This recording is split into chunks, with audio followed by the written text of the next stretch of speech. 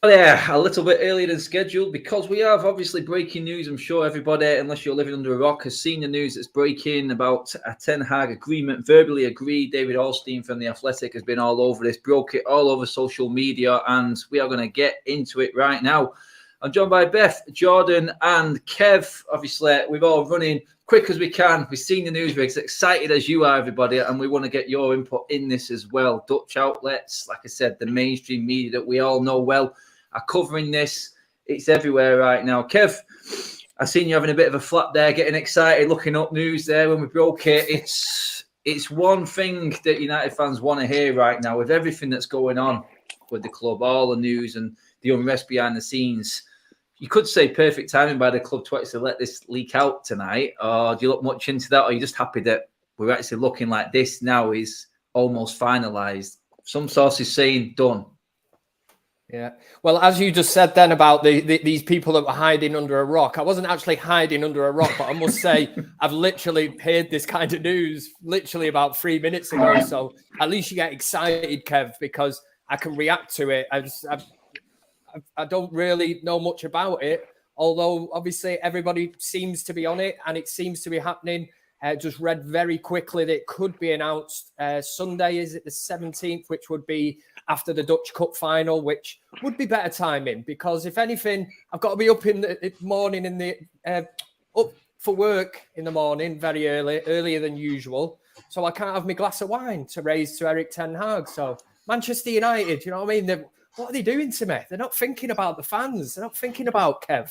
But listen, I am delighted. Anybody that watches the United stand will know that I've been beating the Ten Hag drum for months. And I certainly didn't want Pochettino at United. So this sounds very good. And as you rightly say, after a performance like that the weekend, we needed a bit of a lift. And maybe there is something in that Manchester United are kind of letting it slip out the bag a little bit just to keep fans on side, because let's not remember there's been a few rumours going around that might be protests at the game on Saturday against Norwich. So maybe they're kind of looking at that and thinking, let's just try and get something out there, just something to keep maybe the fan power and fan movement down.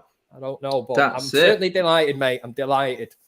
Jordan, David Ornstein, who was the first to break the news, says there, United also need to finalise details and documentation on written agreement or announcement. So no announcement, like Kev said, then until after the Dutch Cup final on Sunday. It would seem that the right movers and shakers are covering this and are all over this. And we've known for a while that Ten Hag is the front runner, Jordan. But this news right now, it's like Kev said then, sort of announcement is at the right time, really. Midweek with no game again for United. And again, trying to just probably bring a few fans on board before that game where we know there will be protests that weekend, Jordan, won't we? And it's, like you said, it feels like it is great right now, but deep down you're sort of thinking, yeah, they timed that one right, didn't they? Well, first of all, happy Thursday, people. Nice to be on a show, not immediate after a loss. What day did I say? Thursday. It's Tuesday. I wish it was. Is it not Thursday? No, it begins with T. Everybody, the life of a full-time DJ right there in front of you. I thought it was the start of the weekend.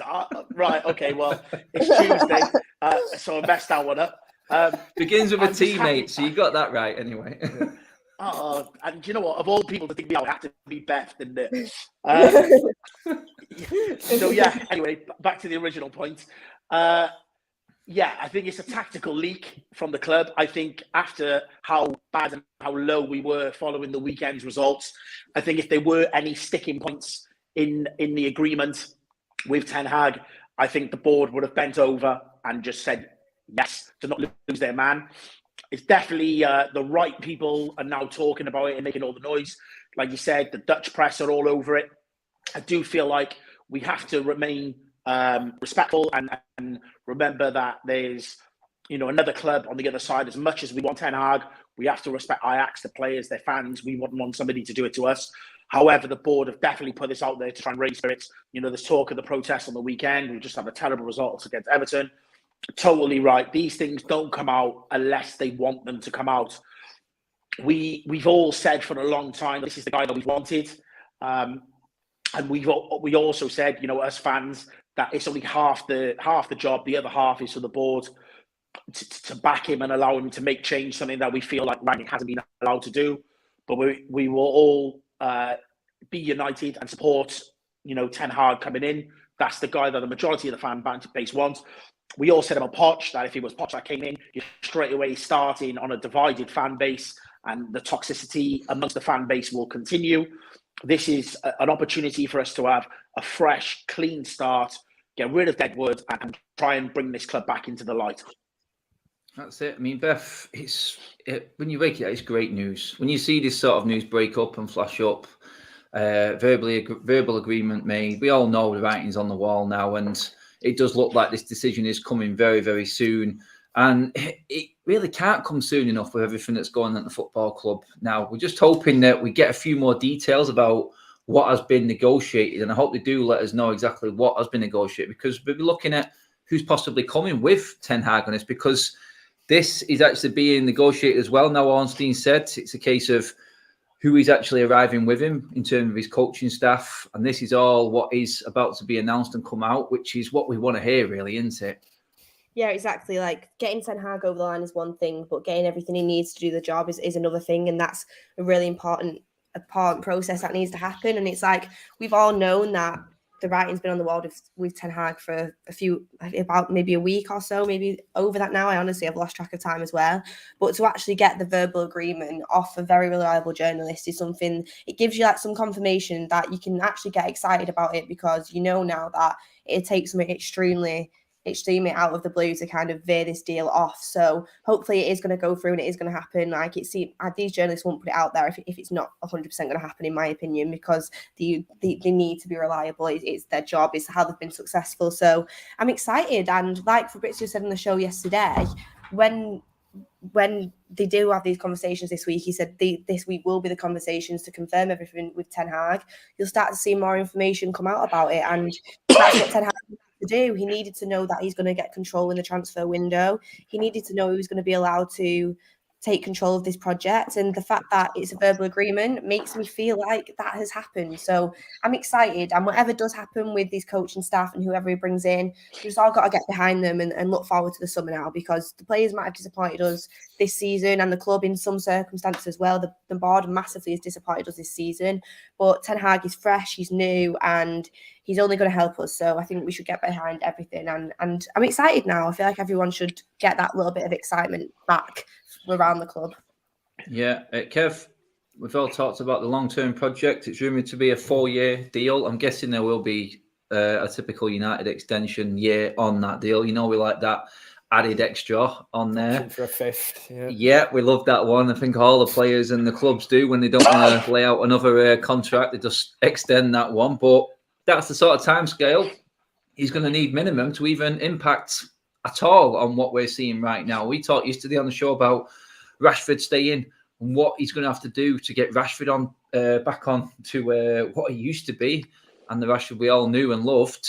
There's a lot more work to do, and 4 years, he probably, if he gets his team in and he gets the backing like Beth just said there, that sort of ticks another box, does it not, mate?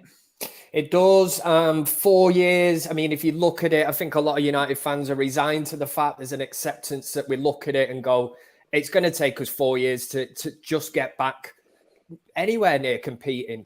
The worrying thing is the likes of Manchester City and Liverpool, watch that match Sunday, different league altogether, different planet to Manchester United at the minute, and they will not stand still. That's where Manchester United have been left behind. So there's no fast tracking now. We need to get a manager in that the fans are behind. He certainly has to be given time, because how many managers can you go through? Think collectively, You look at this group of players and you have to look. I mean, look at Jose Mourinho, for Christ's sake. He said finishing second with United with that team, that squad, was one of his biggest achievements in football. And like Beth's laughing, I laughed at the time. I thought, oh, Mourinho up to his tricks. And then you kind of look back and go, that was pretty goddamn impressive. You know, you look at that squad, the one that we won the Europa League final with and all that. I think, what was it, Smalling, Jones, and was it Darmian and players like that, and you look and you think maybe there was something in that. But the next manager certainly, should be Ten Hag, and it is a rebuilding job. It is. It is. Ten Hag. I can confirm. Just getting a word in the ear. Do you know what? Going with it, mate. Yeah. The one thing I'd say, guys, is that don't underestimate how much progression can be made in one transfer window. But I know people are talking about 3 or 4 windows, but if he brings in four or 5 players, that's a spine of a team, and then he can get 3 or 4 players raising their game and buying into the belief. Then he highlights 1 or 2 players in the youth. That suddenly galvanizes a whole squad. And we can make massive progress in a summer. The good thing about this is that it's being agreed early and we know where we're at. The last thing we wanted is to get to 1st of June and then we're still haggling with the manager and whatnot. This is really good, the fact that we're in April and the board have gone and got their man. Yeah, absolutely. That's it. I mean, Jordan nailed it there, Beth, because I looked at that and he goes, you can make a lot of progress in one window. I think we need a lot, but honestly, the proof is in the pudding there. In Arsenal, biggest spenders in Europe last summer, and we all laughed at who they bought, but they've overtaken United, who bought the best that was out there. So there is truth in what Jordan said. If you get rid of the right players, along with bringing the players that the club actually needs in positions, it can give you a big boost and give you that leg up early doors, because being in place before the season ends, like Jordan said, is 100% on. I'm in total agreement with that. That's what needed to happen. But Arsenal's shown the way in terms of what you thought might be a lackluster transfer window, but turned out to be a very productive one. Not the old glitz and glamour like we had. We all thought we were smashing it in the summer, but Arsenal really quietly, silent, deadly assassins with what they did, bought players under the radar that weren't big names, weren't right out there as marquee signings, but players in positions that team needed, that Arteta actually asked for. So there's something in it, Beth. We can actually make a good start this summer. There is. Yeah. I personally still don't really rate the signings that Arsenal made. I think they've worked out this year for what they wanted to do, but I also think the likes of Manchester United and stuff have been so awful this year that it's kind of made them look a little bit better. But all credit to them, they did fill the positions that they needed to fill, and in the future they might progress. I mean, they have bought young, which is, at least it's looking to the future and kind of invested in the future rather than just doing the short-term thing, which what we have done over the last God knows how many years. But like John just said then, the fact that we've got him in now is perfect. He needs a pre-season. He needs coaching with these players 100%. That is so important to get the season off to a good start. I think a lot of these guys' fitnesses probably aren't up to scratch to the way Ten Hag would want to play. We see that when Rangnick come in, he changed it very, very quickly. After we saw in the first few games, he tried to play that high press kind of, but the players went up to it, dropped off after about 20, 30 minutes. So pre-season is a massive thing. And you know what, this year as well, outgoings is just as important as incomings as well. Like, there's some players there that really need to go. There's some players that are really dragging the dressing room down, I think, in my opinion, and I think it really just needs a rebuild and a refresh in that dressing room. Like we were talking about on last night's show, that stagnated mentality has been there for a while now, and it's not a winning one. It really isn't. We've seen leaks from these players constantly. We've seen these players throw managers under the bus. That's one thing that Ten Hag really needs to work out. He needs to work out who, for one, technically is good enough to play in his system, and also who's got the mentality to be part of that dressing room and part of a winning one. And so that'll be interesting to see who goes on the outgoings, because one bad egg can spoil the rest of what's going on. So it's really important that he gets the backing when it comes to that as well. Personally, for me, I expect 3 signings this summer. Obviously, we'd want more, but you can only do so much in one summer. And if they invest well, that can really, as well as the outgoings, it can really start to transform the first team, because I assume players will be coming straight into the first team, which 3 out of 11 players is decent, especially if you start to kind of turn some of these guys' forms around with his coaching. And yeah, I'm excited, because do you know what? I never thought, I'm happy this deal is happening, but I assumed Ten Hag would end up going to City when Pep left and moved on to something else. I assumed that's what he'd do. So the fact he's coming to us and we've not gone down the same route as a Pochettino, what we usually would, it's really exciting.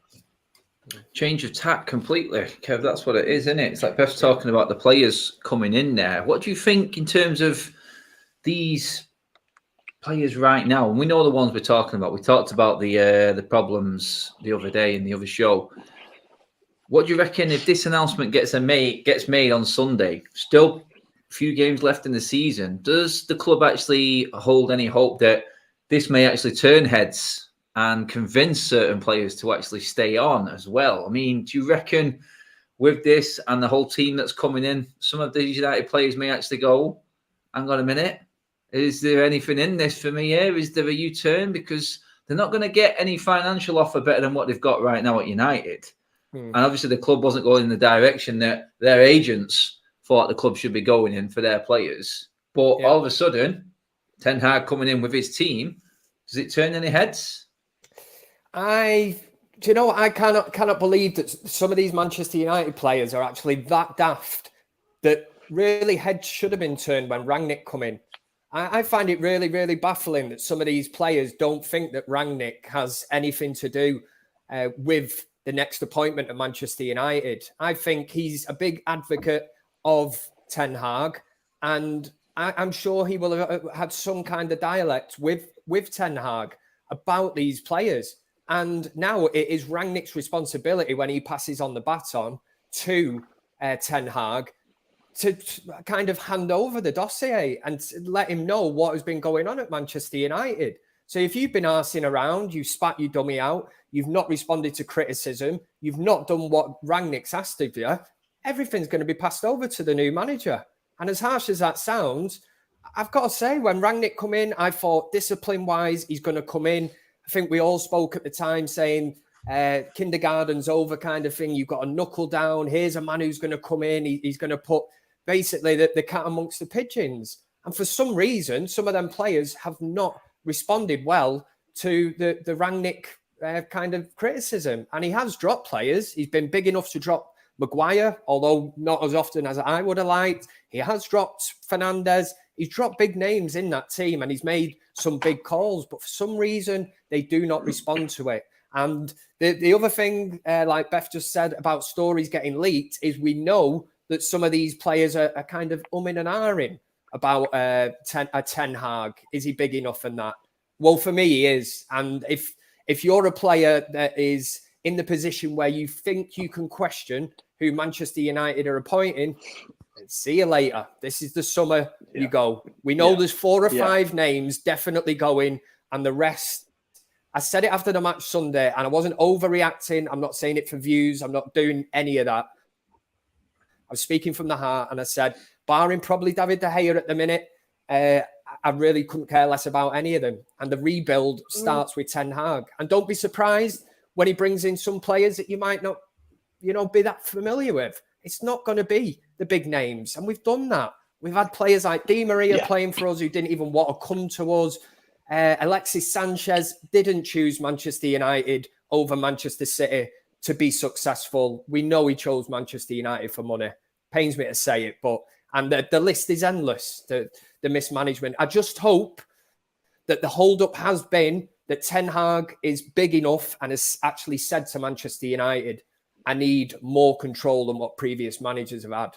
Maybe that's been the kind of hold-up, and United have caved in, which they should do, because they need to look back and see and think, why are so many managers failing here at United? And that's what he needs, total control. I mean, it does feel like the owners and the board have been backed into a corner on this, Jordan, don't they? There's been like no way out. The reaction from the fans, the fact that PSG would stand firm on Pochettino, Ten Hag actually coming out and saying, I want the job, sort of backed him into the corner, and we've actually got the result that we want. But for the fans as a whole, it feels a little bit different this time, because that announcement's going to come before the season ends. We know then Ten Hag, we know these players are going to have a few games to play, knowing the manager's going to come in. So we're going to get the reaction that Kev said. It's the perfect summer for that reset that we've been talking about for years. I mean, we've half-heartedly done them in summers gone by, but the amount of players kicking off and the disconnect between the fans and the players right now, And like you said, the fans would not care whatever Ten Hag did right now. And that's a good thing, mate, isn't it? Yeah, I totally agree. We are literally at the end of the cycle of this squad.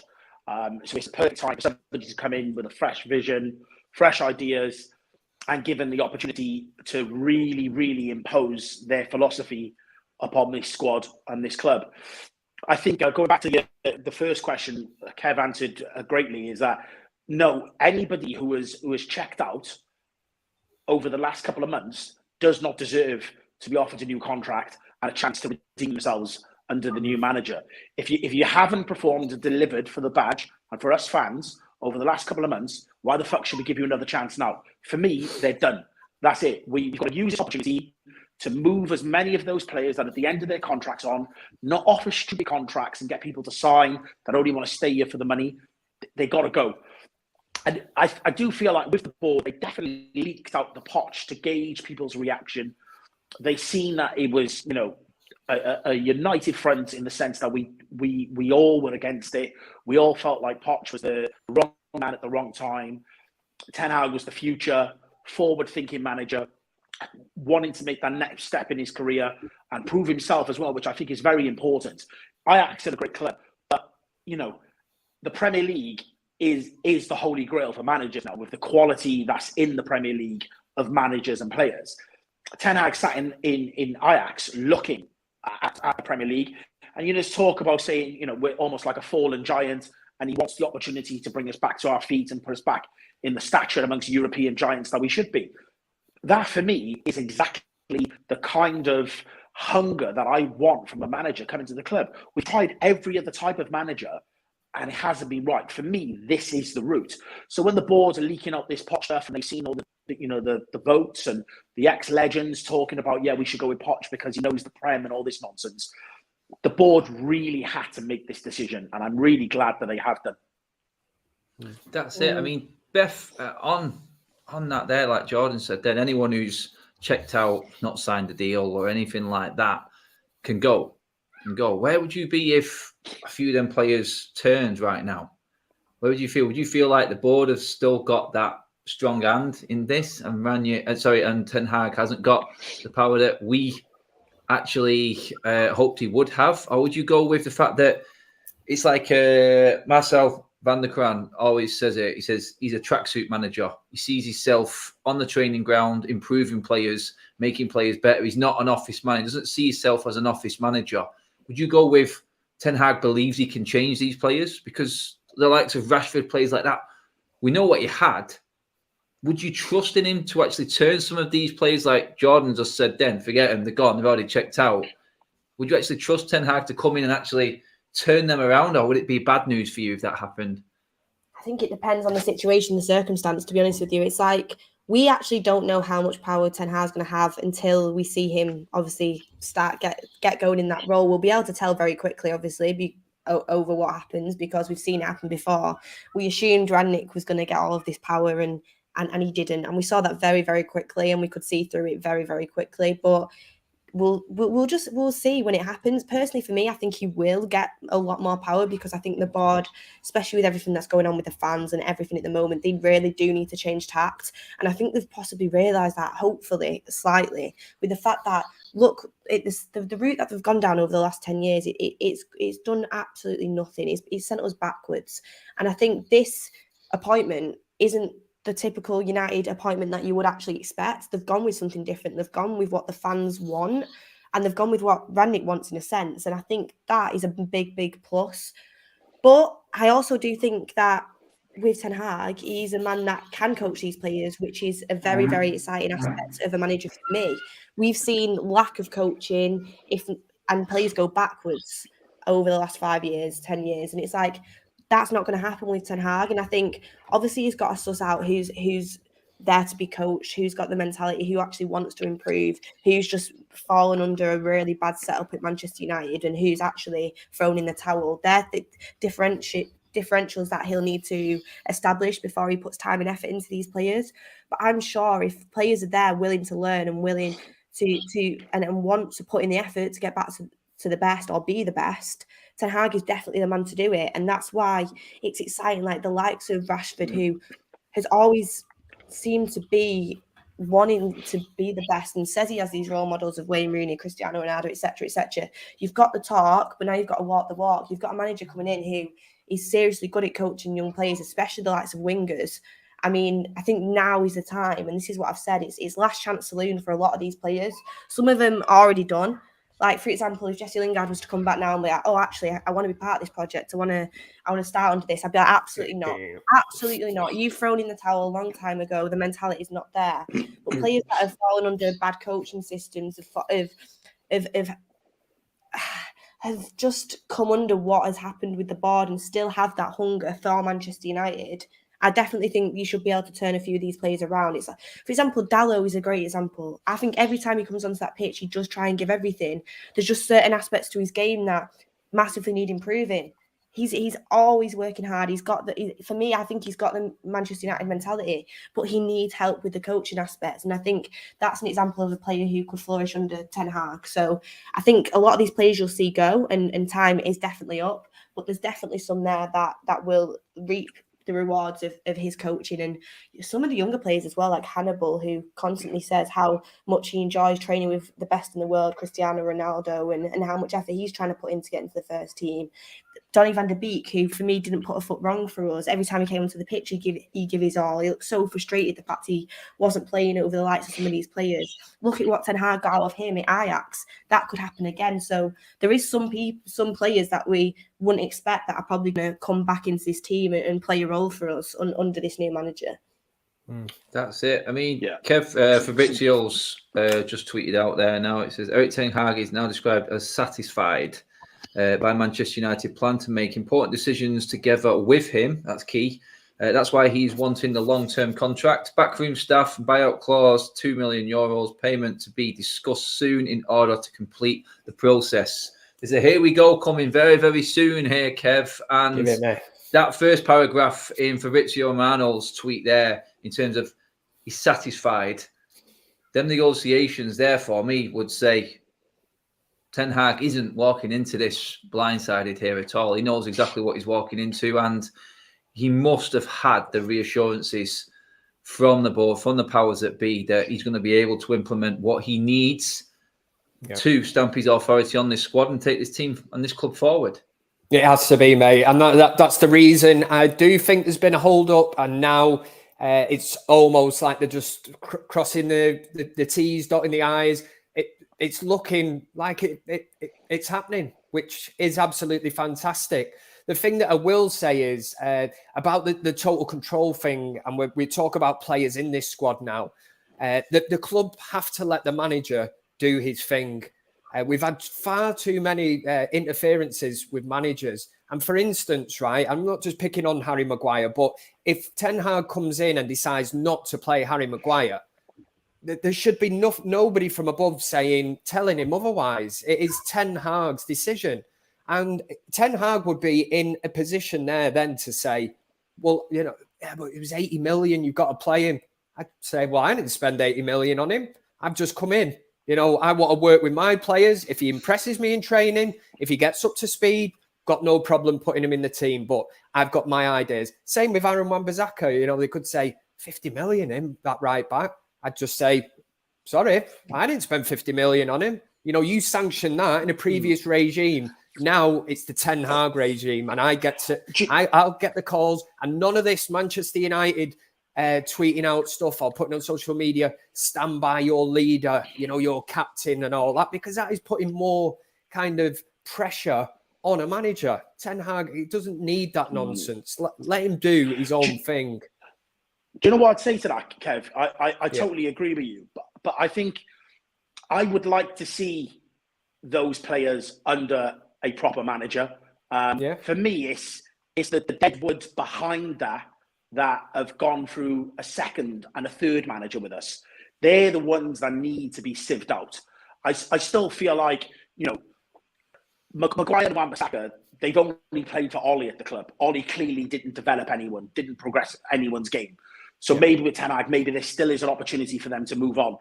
But your Martials, your Pogbas, people like that, they are literally at the end of the shelf life now for us and need to be moved on so that fresh blood can be brought back in.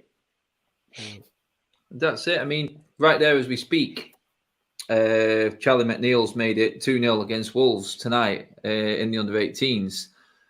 We've got a lot of prospects coming through. And you know what? Ten Hag could come in, Jordan, and say, oh, okay, like you said, mate, you checked out.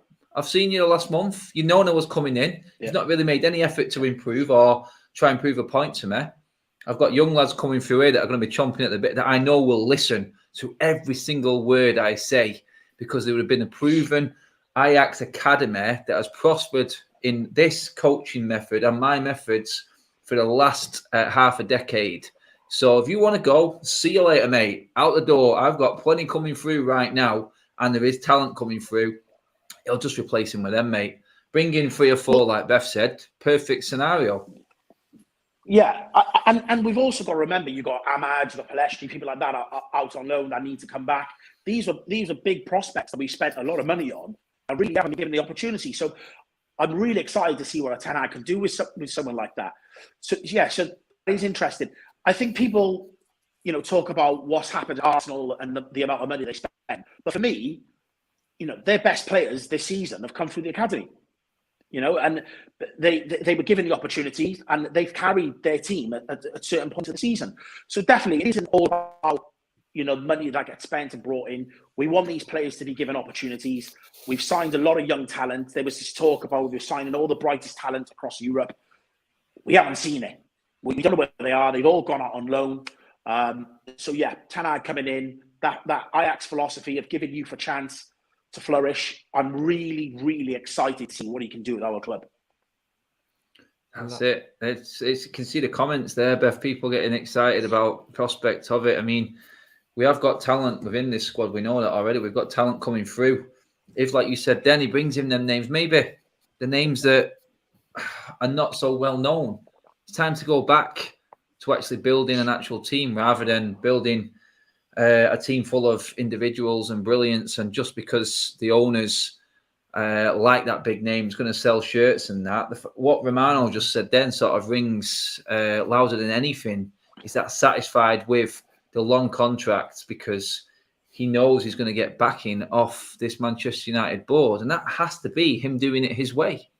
Yeah, it does. It'll be interesting to see who he actually does bring through, because I'm sure he'll bring through some players that we won't expect / haven't been part of this team realistically since they've signed or kind of been on the scene in the academy. It's like, for example, James Garner, Ethan Laird, players that have gone out on loan and done very well. Like, will they go back out on loan next year? Will they be brought into the first team? These are all decisions that need to be made. Obviously, he's going to have help from Ralph, who has been there, and he's going to have help from coaching staff. But I think it's going to be interesting as well to see like how much of his own staff he gets to actually bring in. Is it his full backroom staff? Does he pick his own? Like, obviously, he's going to pick his own assistant coach, but is Darren Fletcher still going to be sat there on the bench?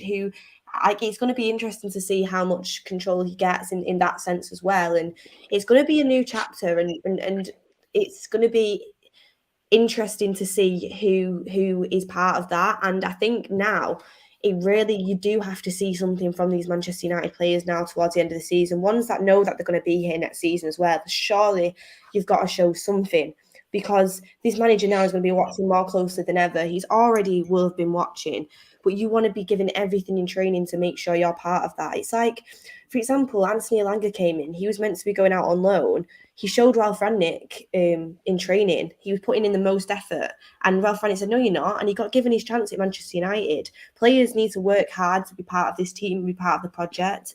And if you do that, I'm sure that you'll impress the new manager that's coming in. And this needs to be some of the mentality of these players. And they really need to put in the effort now to be a part of this team, because names that we might not expect might end up coming back in and doing really well if they're given a fair chance. Because let's remember, the whole of Erik Ten Hag's backroom staff and him as a manager hasn't got any favouritism or hasn't got any views on these players coming into this dressing room. It's going to be based off football ability and whether you can fit under a system and who's going to win the most games in this team. So that's another thing that is going to be interesting. It'll be completely fresh, because I feel like when Ralph came in, he didn't really get full control. It wasn't fresh. He kind of just had to work with what he had. He still had half of all his coaching staff hanging around.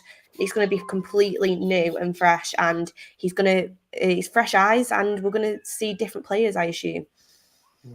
This is it. It's a big summer now for the likes of Arnold, Fletcher, Kev.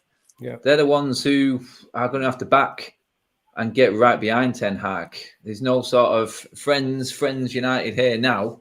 This is a whole new structure from coaching setup anyway, and their jobs are going to be, well, how this team produces goods on the pitch, mate. Surely a director of football is judged on the players that come in and how well they gel with the manager's system and style.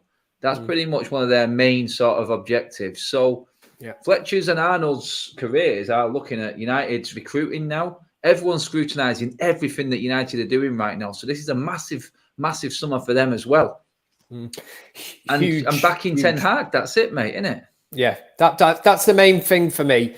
Very sceptical when new people come in under the Glazer regime. You kind of look and think, are they just going to be another puppet, where the Glazers have them on strings and they basically just dance to their dance, and there is no different, same way that Ed Woodward was at Manchester United. So the things that Arnold and that have been saying, I take with a bit of a pinch of salt, but that's because we've been in this regime for that long. I kind of look at it and think, we've been lied to. We've had all kinds of nonsense. So they've talked a good game. They certainly have. They've told us what it will take to get Manchester United back challenging, back up around the top, challenging for honours.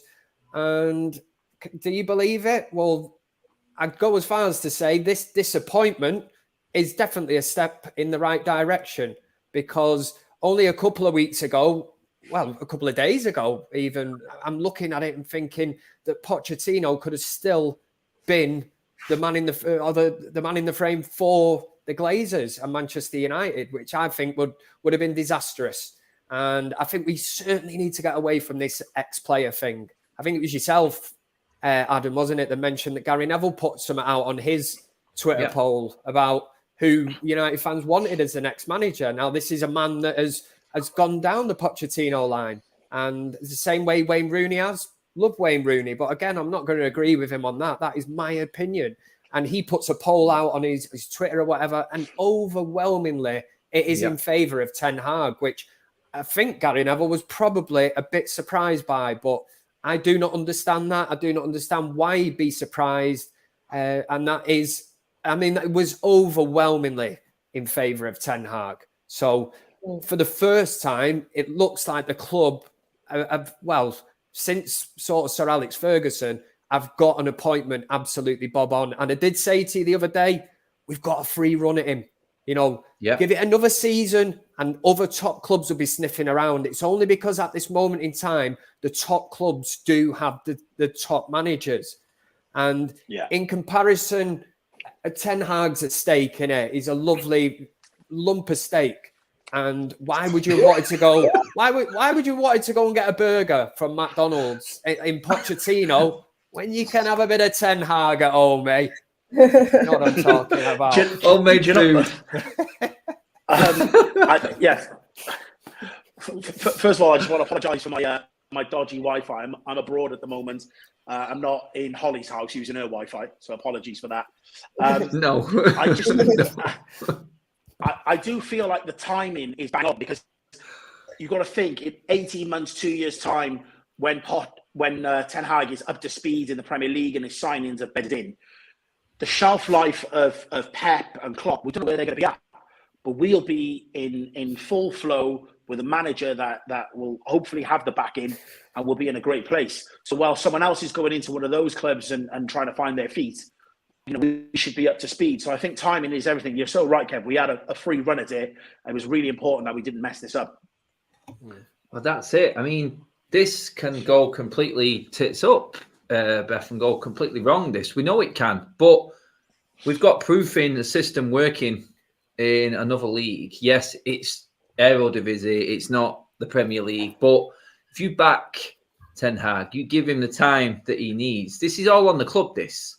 We've seen it before. Kev rolled through managers before. Quickly before all on that previous managers. LVG got through his first treatment today, so big up LVG. That's probably best news I've heard all week, to be honest. So mass up for LVG on that one. Keep going, Louis lad.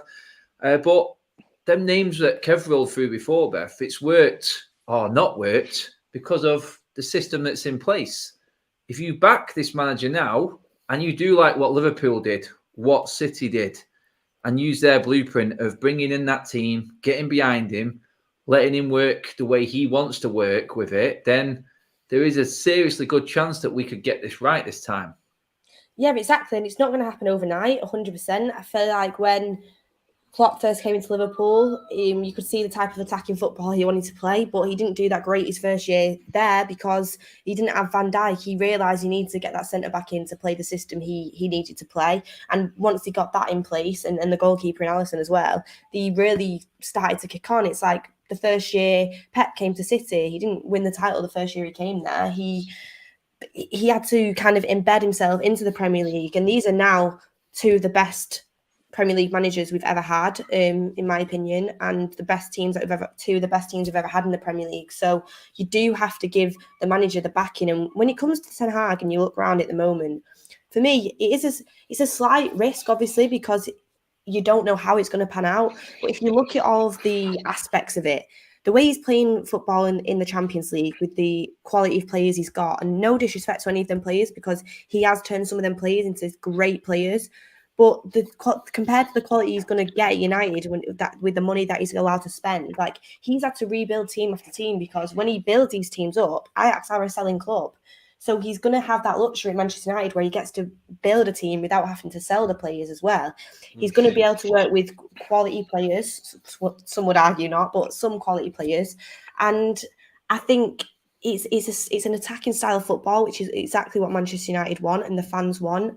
And you look at the other options that are out there, and it's like, well, you tell me that he's only done it in the Dutch league, but what other experience is he had? Like, it's not as if he's been put in a situation where he can prove otherwise. So let the guy be put in the situation before you judge off the back of that. And I mean, look at how we've done in the Champions League this year. Again, the last few times we've been in the Champions League, we've been awful. We've got knocked out at early stages. I mean, it's not as if we're here demanding to win titles straight away. Like, we're not a great team at the moment. So looking at the options we have, he's going to come in. He's definitely going to improve us. And the other option in Pochettino, when he was in the Premier League, he did a good job with that Spurs team. He did a good job with Southampton, 100% he did. But he's had the time in the Premier League. And for me, he didn't fulfill that potential that you'd want for a Manchester United manager. So I think giving this manager the backing now in the time that he needs to step up in his career, bring his tactics over to the Premier League, give him time to adjust, give him time to get used to it, give him time to get his squad and team together, because that's 100% a manager needs to put his own stamp on a team and get his own players in. I think it's definitely the best option, the best choice. And if we hadn't have gone for this option, I really do think somebody else would have snapped him up, and we would again be looking in the past thinking, why didn't we go for that when we had the chance? So we've just got to give it a chance, and hopefully it does work out. That's it. It's got to be in the backing. It's got to be in the backing, Kev. That's what it's all about. The board have actually come out and said today to Ranić, or it's rumoured and reported that Europe is a must. Whether it be Europa Conference, Europa League, doesn't matter. We have to be in Europe. Yeah. Would it be essential that we're actually in Europe, or do you think it would help Ten Hag in terms of getting this first season off the ground with not having extra games? I did say on Saturday after the Everton game, pure heat of the moment again, that I would prefer now to play the kids till the end of the season. And even if we finished 9th or 10th, I was like, would that be a bad thing? Would it be a bad thing? I think the worst thing, I mean, I don't want to be in the Europa Conference League. I don't want to be in the Europa League, ideally Champions League. But I mean, looking at the performances recently, I'm like, if we fall outside of that, play the kids, what's the worst that could happen? And then I kind of look, I know Arsenal are dropping off slightly. They got injuries, but I look that they've had a kind of a free run. They've not had that midweek involvement. And maybe a Ten Hag coming in, getting his team together, might not want the distraction of that. But I will touch on anybody that says about Ten Hag and, he's only done it in the Dutch league and that. Have you not watched Ajax in the Champions League? I'm fully aware they're not in it at this moment in time. They got knocked out. But some of the games that Ten Hag has played, he doesn't seem to alter his system too much. It's a style of play that he puts into that team. I think it's really, really exciting to watch. Anybody should be excited because the way Ajax play football, and I said the other week, and there was a few people saying, yeah, but Kev, the Ajax way, it's built in them from a young age. I do get that, but I think we've got a guy here who can implement that. And if he's gone in and he's saying, I want total control, to me, that is overseeing everything at Manchester United. So we can't get a style, an identity and a system until this guy comes in, until he's given time. And as I said the other week, Manchester City I know they'd won titles and that before Guardiola come in, but now that is known as the Manchester City way. And it will be when the next manager comes in, who I think a Ten Hag Manchester City would have been looking at. And that's the only way you will get a style of play in a system, is to trust the manager. And I know people will say, yeah, but Kev, Sir Alex Ferguson said, David Moyes, back your manager. We have done all that. We've been there. But for me, this David Moyes at the time in comparison was not an exciting young or youngish up-and-coming manager in world football. This guy is. And I reiterate my point that any other top club that was looking at changing their manager at this moment in time would be looking at Ten Hag. It's like I say, we've had a free run at him. We've had a free run. Call it luck, call it whatever you want, but we are in this moment and we just need to embrace it, enjoy it. Do you reckon, Jordan, that being in one of the so-called lesser European competitions would give Ten Hag a chance to use this big squad, maybe play the kids in the Europa League or the Europa Conference, or even maybe, maybe win a trophy in his first season? I'm just putting it out there. Trophy in the first season, it is doable. One of the cup competitions, or do you feel like, no, let's concentrate on the bread and butter, the domestic stuff? Is it really important that the club are in Europe or not? It is hard to do the Thursday, Sunday thing, as we know, and the travelling and so on and so forth. I think from the club's point of view, it's just about a sponsorship thing, isn't it? As many games as possible. And I feel like, we do need to be in Europe to be able to give some of these players the opportunity to express themselves and see what some of them are. There is a lot of unknowns with the youth and some of the players that we've got out on loan.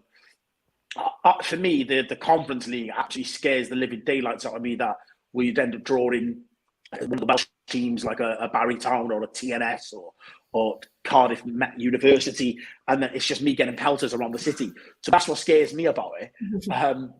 But given the results for Arsenal over the last couple of weeks, there is an opportunity for us to still finish in the Europa League. I just feel like we've got to give our all now before the end of the season and just see how it pans out. I know Spurs are playing well at the moment, but over the last however many weeks, nobody really has grabbed hold of that fourth spot and made it their own. So, let's play out the end of the season and see how it goes. But just on the Ten Hag point, I feel like what we want is a clear idea of a style of play. And that's something we haven't had for 3 years. We talk about, the signings that go into Manchester City, and then that's the Manchester City way, or like Diaz that just signed for Liverpool. Oh, he looks like a Liverpool player. But we're not in a position to do that. We can't sign a player and go, that's a Man United player. We can't bring a player off the bench and they know what their role is, because we just haven't had that direction. I feel the one thing that Ten Hag will give us is a very clear sense of direction of what is expected of the team. That is it. Beth, would you be too bothered flying out to these weird ass destinations all over Europe? It ruins the Thursday night show for one. So should we just say, let's just do what Kev said, play the kids till the end of the season, let them have a go out there, see what they can do? Or do we have to really concentrate now, knuckle down, get a European spot, whether it be Europa League, probably the best opportunity we've got? and give Ten Hag a chance to have as many games as possible in a season and use as much of this squad, because we've got a lot of players coming back off loan as well, Beth, and it's going to be difficult to get everyone out the door before the season starts. I do think you can never underestimate the opportunity to win a trophy. And in that sense, I think the Europa League, if we were to get Europa League football, I wouldn't be happy with it. But I think it's better than having no European football at all. I mean, for one, in the early stages, you can play players that are on the edge of the first team, or if you're trialing out different teams, you can do that in those games, especially in the group stages. So that is an advantage. But like we've seen, Rashford and Greenwood both come through in them type of games. So it is. I do think Europa League would be necessary if we're looking to get European football, which I think this team definitely should be. Top four is out of reach now, but they can definitely get Europa League. And you know what? You never know. Ten Hag coming in, that fresh manager, start of a new project, players on board, players excited, players hungry to play for him. Could imagine if he won the Europa League trophy in his first season. It's a possibility, and it really puts you in good stead. And winning a trophy, the players start to believe in themselves, and that winning mentality starts getting integrated into them. So that is an opportunity. For me, the Conference League is I just do not want to be in that Conference League. It's either Europa League or nothing for me. It's like even Spurs basically withdrew from it at the start of this season. It's such a poor calibre of teams in there. And I think if you win that, you end up being in the Europa League the next year, which is just not something that we should be striving for, to be in the Champions League. And if we do end up getting the Conference League football, always trying to look at the positive side of things. You can play the kids, you give the kids a bit of an experience, you get Ten Hag gets to see them up close in competitive games. But for me, it's important that these players now do the best to try and get Europa League football, which isn't what we should be aiming for, but it's the situation that we're in now. That's it. One thing I can confirm, everybody. Seriously, calm down in the chat, guys. Mark is not leaving the United stands. God, I'm just going to have to say it just to shut. Where have these rumours come from? Just calm down, everybody. Subliminal tweet yesterday, didn't he? Honestly, people haven't stopped. Yes, don't worry, people. It's okay. Mark is not leaving.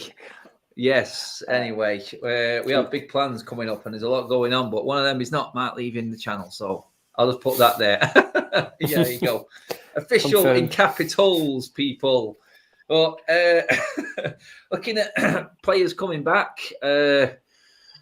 Pereira coming back, players like this. Oh, have you seen that loan move falling through? I was literally there. The permanent move's falling through. I was there like, oh my God. I swear he'll still be here when he's like 35 or something. He's just one of those players. He's just not moving. Spend some money and cancel these contracts. Just let them go. Act like a football club that needs to be going places. We need to free up spots for this talent that we've got coming through. But there's rumours that Ghana could even go back out on loan. I mean, Kev, are you thinking Ghana could come in here? We really need to see him on the pre-season tour, don't we? Given his chance. Yeah. I think that's ideal. Now we've got tours back again. That's probably one good thing about the tours, getting the lads away, giving them game time with the first team players, albeit a short summer this summer. But still, I'd rather have that type of character in my team working with Ten Hag. Like we said before with some of the youth teams, youth team players, we need these players with hunger and wanting to play for that shirt to come through. And they're the ones that are automatically going to pair up with Ten Hag and actually work with what he wants.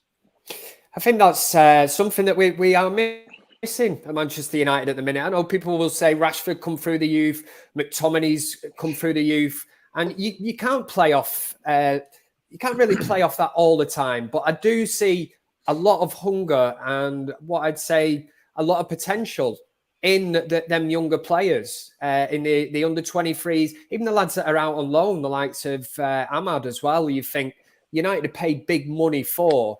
Surely, they would be coming back into the setup. And especially when you consider how many players are going to leave Manchester United this summer. They can't be any worse than you get an Ahmad back, somebody who wants to play for Manchester United. And then in comparison, you've got, again, another player who come through the youth or isn't a Manchester lad from Warrington or whatever, in Jesse Lingard. Who would you prefer, in your team? I'm sure, again, if Gary Neville wants to put one of his polls out and see, I'm sure that the majority of the fan base would say Ahmad over Jesse Lingard. Why would I want somebody who's flirted with the idea of West Ham, put it out on social media, this, that, whilst contracted to Manchester United, and he's putting stuff out like that. So, yeah, I want to see Ahmad come through. I want him given his chance. And as you rightly say, Adam, a pre-season with the first team squad, see what they're about, see how hungry they are. Do they want to play for Manchester United? And that's what it comes down to. But also excited the fact that Ten Hag will have the opportunity, as Beth said, to work with a squad of players and keep the core of that players together, which he has never been able to do at Ajax, which makes the job look more impressive that he's done there, because he consistently every season loses his best players and also gets a tune out of players that you would never really imagine him getting a tune out of. And like we've said before, ex-Manchester United player Daley Blind, classic example of that. A player that a lot of United fans wrote off and you would look at and think, oh, at his age. And he's been absolutely sublime for Ajax. And maybe he can work wonders with a few players in that team. That there might be players that we have thought just won't cut it under Ten Hag, but might surprise us. You never know. Yeah, that's it. I mean, there's obviously a lot of transfer rumours coming around now. They're going to come around, but Johnson back in goal for United. Do we need another goalkeeper, Jordan? I don't think we do, but God, Bennett. It's silly season now, isn't it, mate? Listen, if we can sign Johnson on a free transfer and then sell Henderson for 35, 40 million, for me, that's great business. And what about Heaton?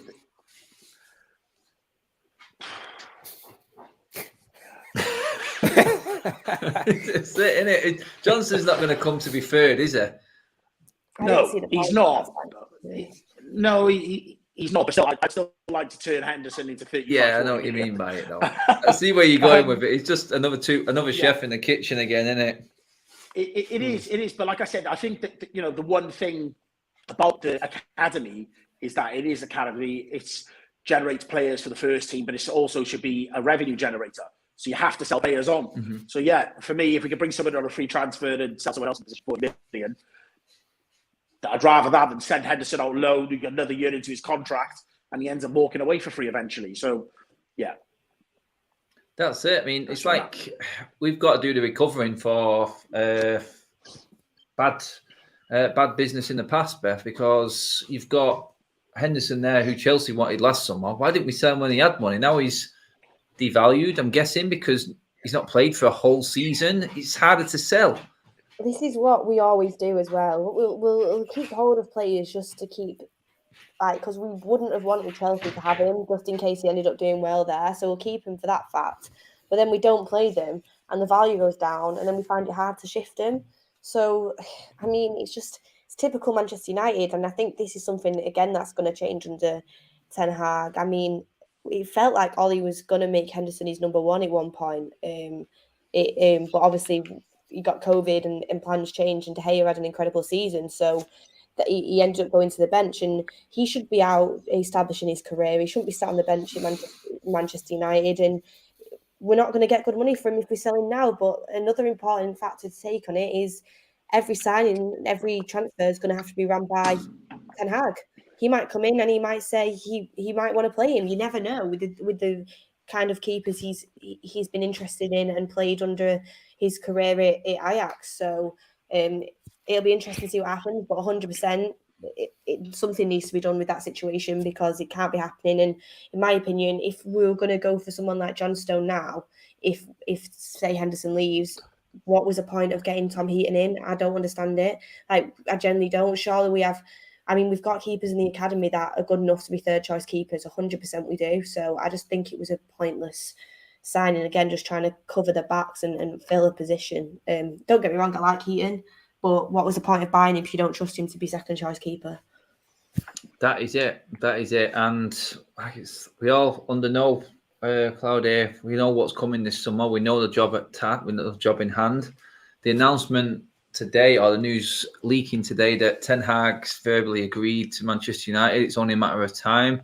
For anyone joining late or not knowing exactly what's gone on, the verbal agreement is in place. We're hearing that we should get some form of announcement next week after the Dutch Cup final.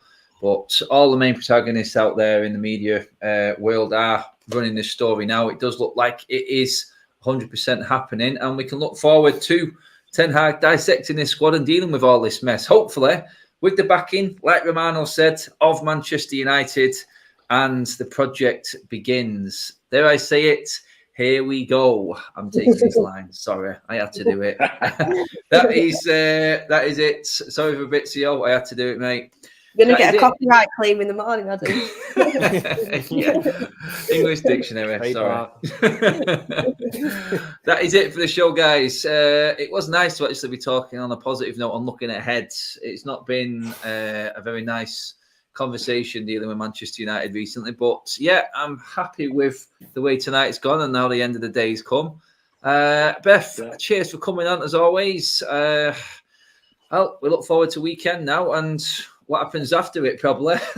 Exactly. I'm just looking forward to summer and looking forward to start this new project. And we've got the manager that we all wanted, so it's something to be happy about this week. So yeah, thank you to everyone in the chat as well, and lovely to speak to you all as usual. Yeah, Kev, buzzing to have you on, mate. Happy Kev, I love Happy Kev. Yeah, it's great. It's great. Unbelievable. I'm just devastated. I've got to be up at 4 a.m, so I can't even enjoy a glass of red wine. I've said that. Manchester United, but hey, I'm happy, man. I'll go to bed shortly, but I'll be buzzing. Probably won't be able to sleep, but that's the one. Jordan, mate, cheers for coming on, mate. I know you're busy out there working and just coming on the show and putting something together there for us, mate. That busy? You thought it was Thursday. He's realised he's got a few more shows to do. Are you sure it's not Thursday? Like, that's really pick on my brain. God, I wish it was. Yeah. Anyway, yeah, always a pleasure, guys. Brilliant stuff. Our tags are there. Our Twitter tags are there on the bottom of the screen, guys. Spread the joy. We've not had much to cheer about, but hopefully the future is bright. We'll say that. Cheers for watching, everybody. Thank you for all the super chats and your comments in the comment section. Big crowd tonight. Hit that like button on your way out, everybody. Subscribe to the United Stands. Thank you for tuning in. We're out of here and see what tomorrow brings.